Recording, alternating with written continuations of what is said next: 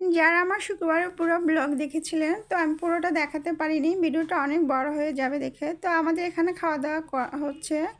আসসালামু আলাইকুম, সবাই কেমন আছেন? আলহামদুলিল্লাহ, আল্লাহর রহমতে আমরা ভালো আছি।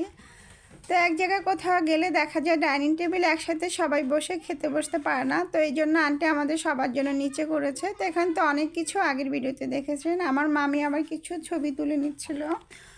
তো এখানে মাংস, গরুর মাংস, মুরগির মাংস, সালাদ, ডিম, আরও অনেক কিছু ছিল, বেগুন ভাজি।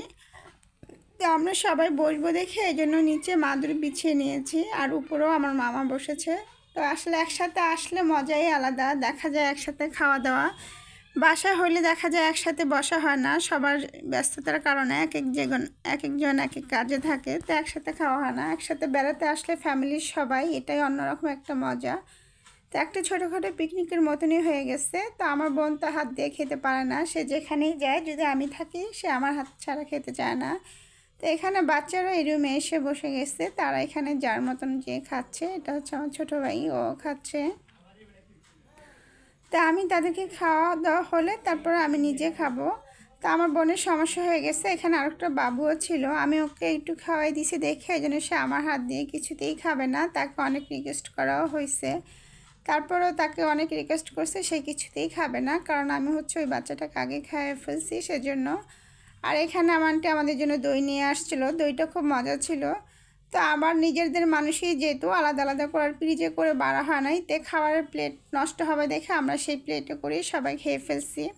তো নিজেদের ফ্যামিলির মানুষ দেখিয়ে হয়তো এটা বোঝা গেল, কারণ আবার এতগুলো ফ্রিজ নষ্ট হবে, আবার ধোয়াধুয়ি অনেক ঝামেলা। তো এই জন্য এইভাবে খেলে কিন্তু পুরো বিয়ের বাড়ি দেশের বাড়ি দেখবেন, বিয়ে হলে খাওয়ার লাস্টে এভাবে পাতে পাতে করেই দই দিয়ে দেয়, আলাদা করে আর ফ্রিজ বাটি নষ্ট করে না। তো এভাবে খাচ্ছিল, আমার মনে হচ্ছে বিয়ে বাড়ির মতন, বিয়ে বাড়িতে লাস্টে এভাবেই দইগুলো দেওয়া হয়। তো মানুষ যেহেতু অনেক ছিলাম, দেখা গেছে নিচেও হয় না, কেউ হাতে প্লেটে যেন একসাথে খাওয়াটা হয়, এই জন্য একই টাইমে সবাই খেয়েছে।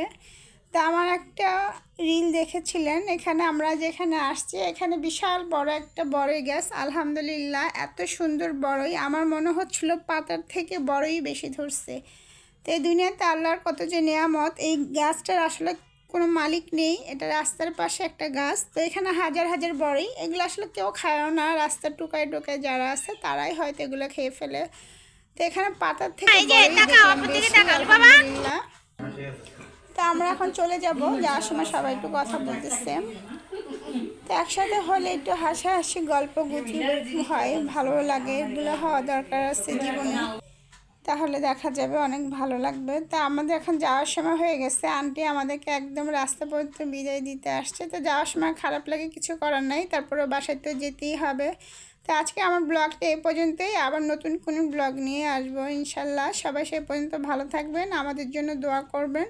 আর আমার পেজ থেকে দেখে থাকলে অবশ্যই আমার পেজটা লাইক ফলো শেয়ার করে দিবেন, ইউটিউব থেকে দেখে থাকলে চ্যানেলটা সাবস্ক্রাইব করে দিবেন। আল্লাহ হাফেজ।